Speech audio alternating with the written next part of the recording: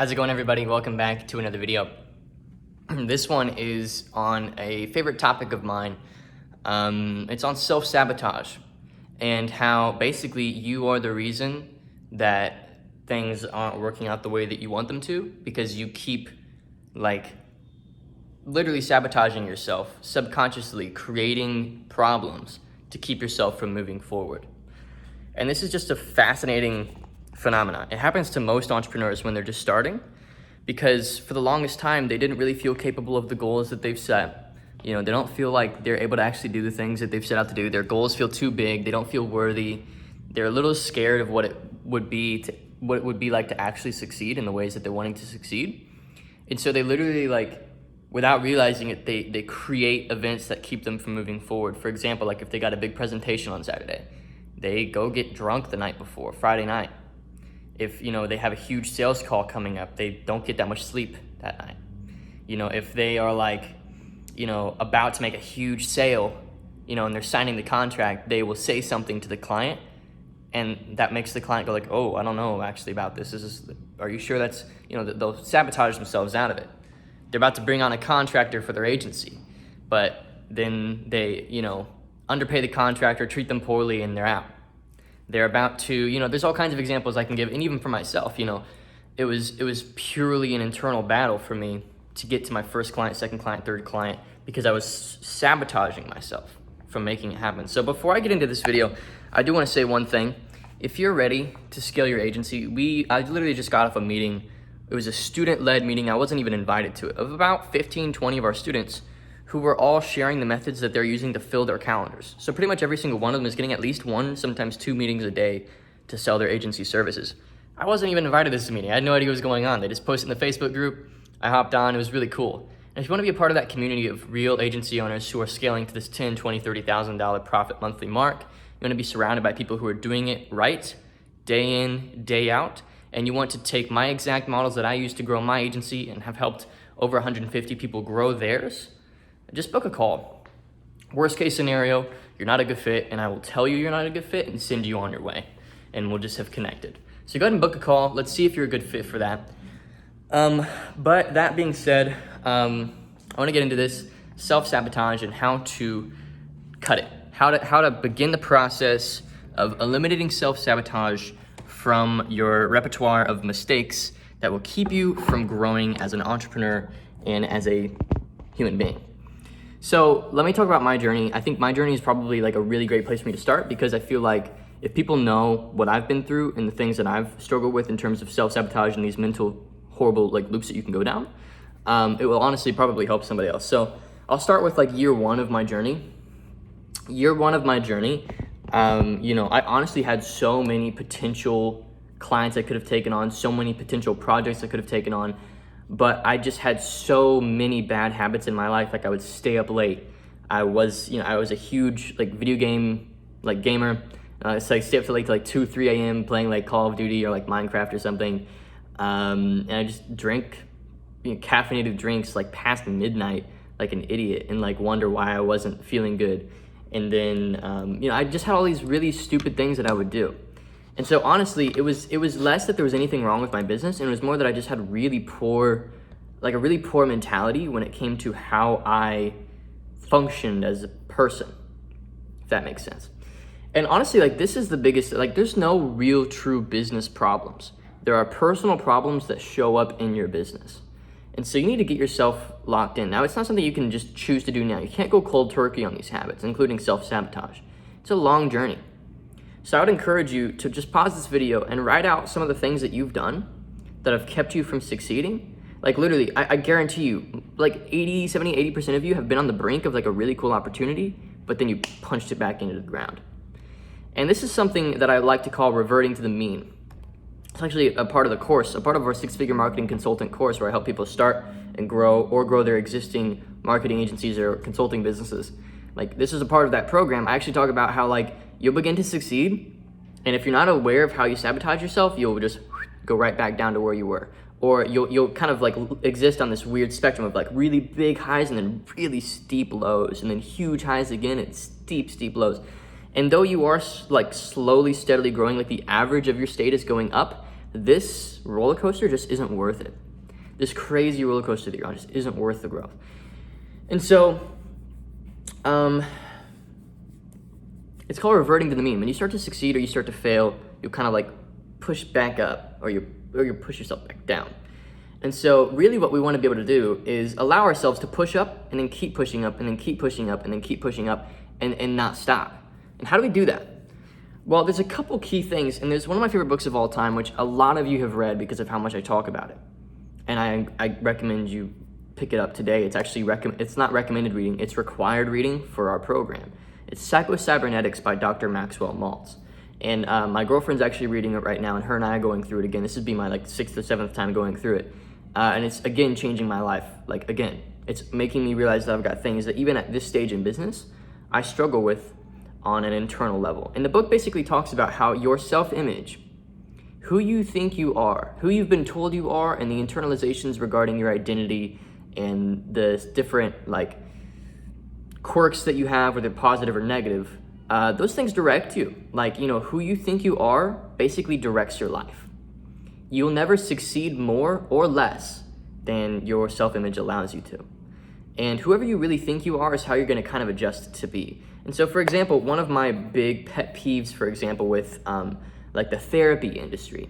Now, not all therapists are like this, but my mother's gone to therapy for about 12 years now for post-traumatic stress disorder and anxiety and depression after a traumatic car accident she was in. And you know, one of my issues that I have with this is she's gone for 12 years. The issue isn't solved. Now, I'm not saying that PTSD and depression and anxiety aren't real issues. What I'm saying is it's been drilled into her head that she's going to be this way forever. And my thesis is that because she believes she's going to be that way forever, she probably will be. Because there's a belief there that you will be that way forever. For example, if you have about $2,000 in your bank or less right now, it's hard to imagine having like $50,000 in the bank. It's really hard to imagine that. And literally something that I did just as a practical exercise, go to your bank account website, go on Google Chrome. You can use a tool called Inspect Element, which lets you like edit text. And I literally, back when I had like $1,000 in the bank, I edited it to say $50,000, like a realistic, like $52,763.79 or something like that.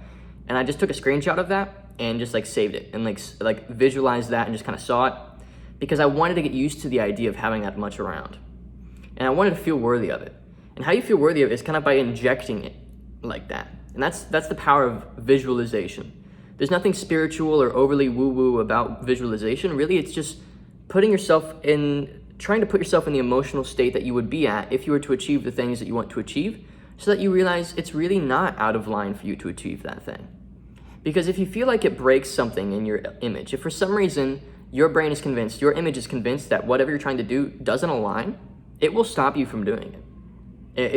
You won't be able to break that barrier. That is the hardest barrier, in my opinion, for beginner entrepreneurs to break.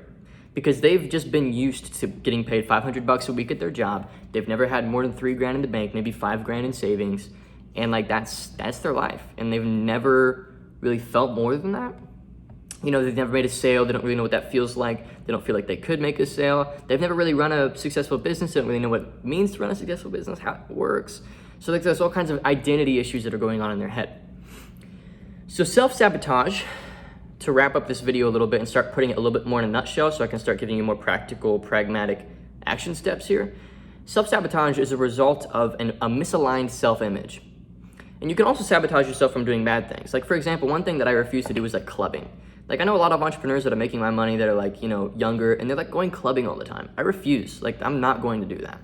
And so like, if I were to do that, honestly, it would put like a rift in my identity because I've said for so long, I'm not a clubber, I'm not a clubber, I'm not a clubber, I'm not a clubber. Now, is it right for me to never go clubbing? It's arguable, the morality's there. But I've just said I'm not going to do it, right? And so it's almost like, this is gonna be a little bit of a tacky example, but for those of you who enjoy Avatar: The Last Airbender, I'm going through it again with my girlfriend. We both grew up watching it. And there's this one scene, for those of you who don't understand the plot, the Avatar is basically the bridge between the spirit world and the physical world. And he's being hunted by all these people, trying to be killed by the Fire Nation. And the Fire Nation, like Prince, has the opportunity to kill him, but refuses to. Because there's something morally wrong, he feels. He feels like conflicted, so he refuses to kill the Avatar, which has been his life's mission since he was a kid, and he's like 18 or 19 now. And it's like all he's wanted his whole life. and he refuses to do it. And it literally causes this like identity rift.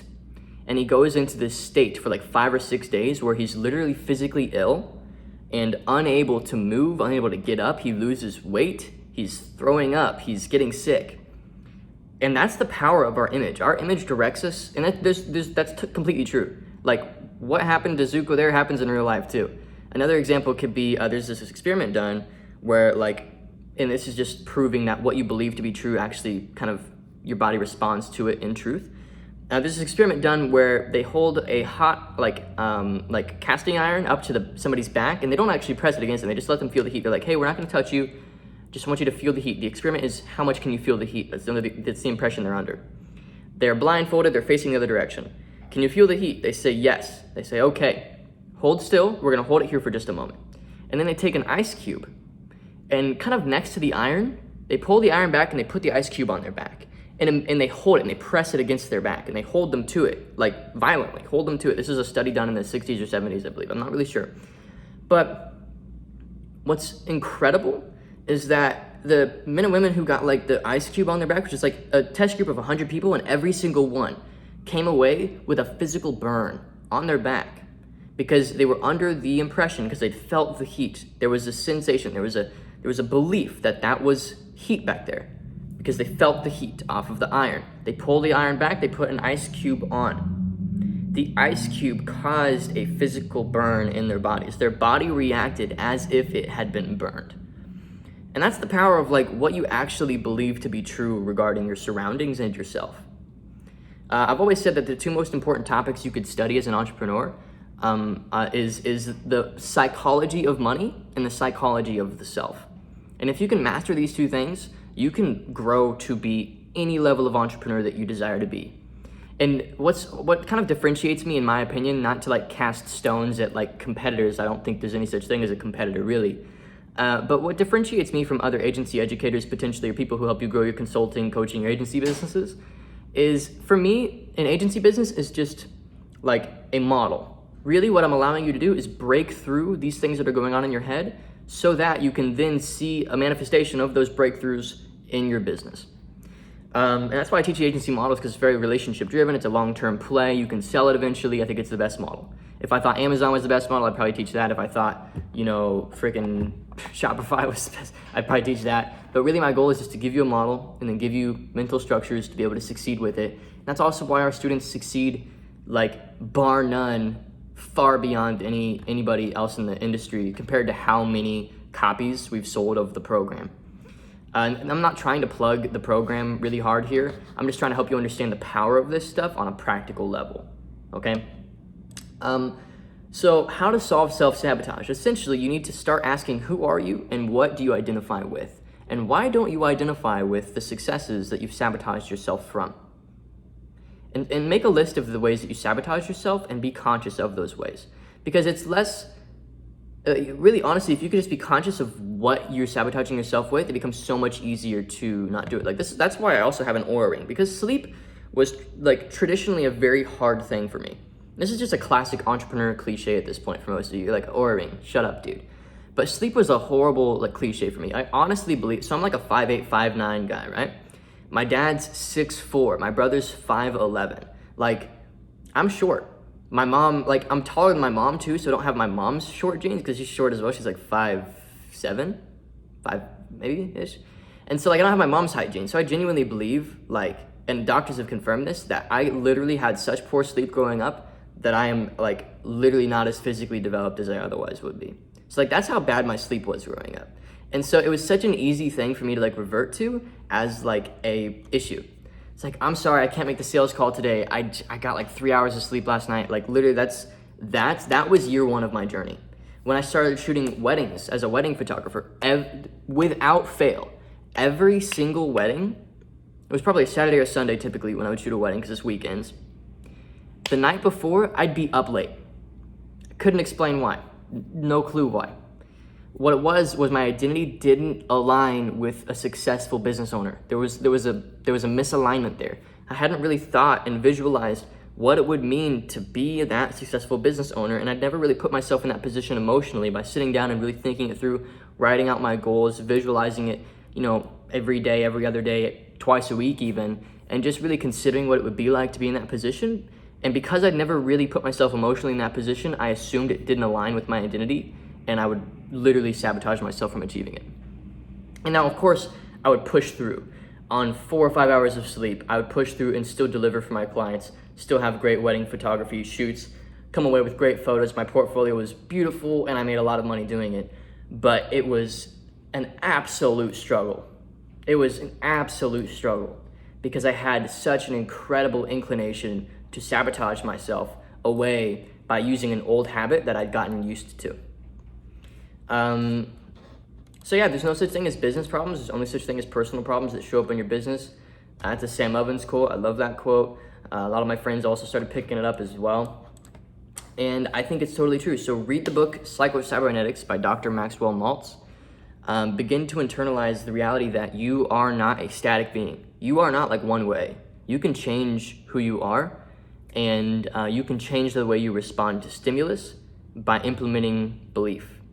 And again, a very practical example is the one of the ice cube and the casting iron. Literally, through the power of belief, these people burned themselves. The ethics of that experiment are arguable. It's like, did they really burn them? Did they not? So that's the whole weirdness about that experiment is like, is it actually ethical to have done that? I'm not getting into that. What I'm really getting into is that at the end of the day, these people believed they were being burned, and so therefore they were. That's also the separation between like feeling like a failure and just receiving feedback data. So like, some people say, oh, I failed. Others will say, that happened, let's keep moving. And that's because, what people who say I failed, they are already sort of internally looking for reasons that they're a failure because they believe that they're a failure due to some past experience. Maybe they did poorly in school, their teachers told them they weren't going to be successful, their father, their mother, something when they were growing up typically, or it's recently, and it can even be self-induced. These negative things can be self-induced as well. It doesn't come from outside only, it can be internal completely, frankly. It doesn't even have to come from somebody. It can be your fault that you have these issues. You can grow up in an amazing environment with incredible parents, incredible teachers, everybody around you supporting you, and still turn out a total bum. And it starts in here. I was making a point and I interrupted myself with that. I forget what the point was. Anyway, I'm gonna sum up the video here. This has been plenty long. Hopefully this has been valuable. That's how to stop self-sabotaging yourself. It's going to be a process. It's gonna take you a while. It took me about a year to really begin to break through. And instead of trying to fight the negatives, it became how far can I lean into the positives? And to really break out of those negatives is a hard process. And if you're already like a grown adult and you've had these issues for a long time, you might think, well, it's harder for me because I've been this way for so long. Actually, no, I would look into the concept of neuroplasticity. And it's really just the idea that this is common idea that your brain doesn't develop until it's 24. And once it's 24, what you believe is who you are, and it's really hard to change. It's not true at all. Your brain is always shifting up till you die. Like literally, until you die, your brain is always redirecting itself.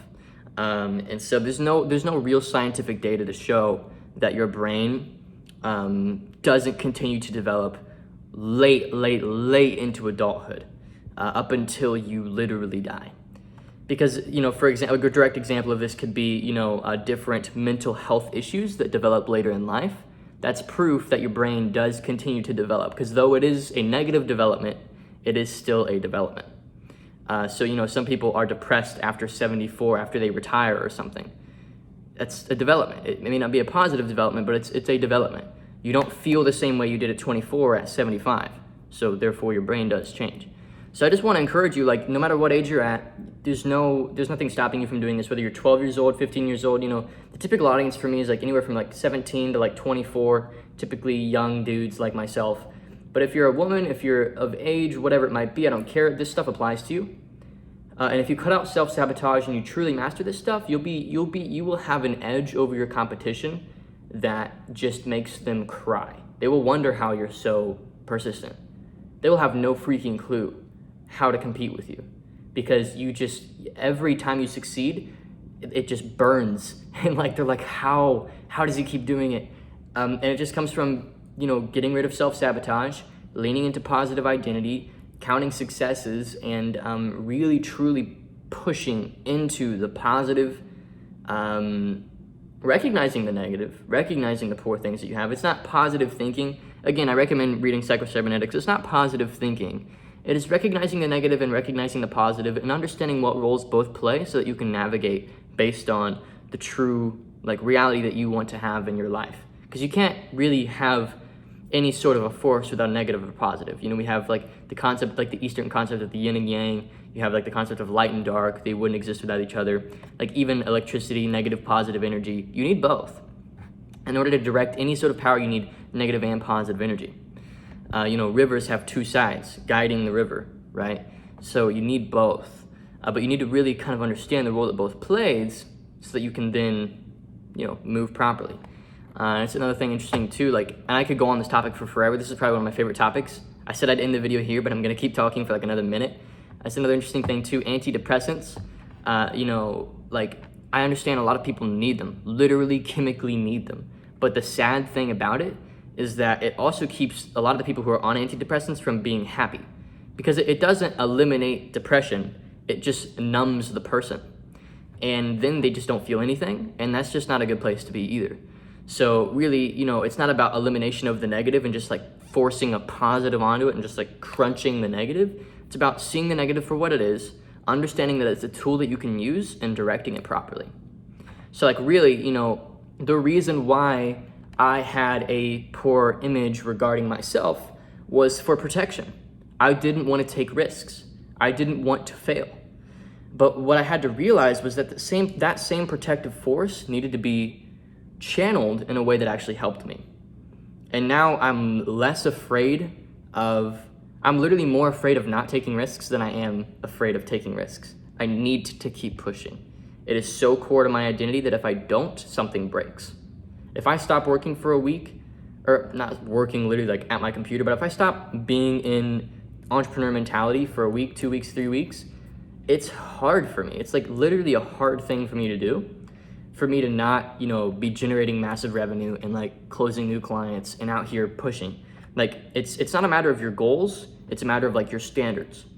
People think having big goals is a good thing, and it is a good thing, but your standards really define you. And so really your goal shouldn't be to achieve a goal, your goal should be to change your standard so that your standard kind of allows you to naturally be the person that you need to be in order to succeed in the way that you want to succeed.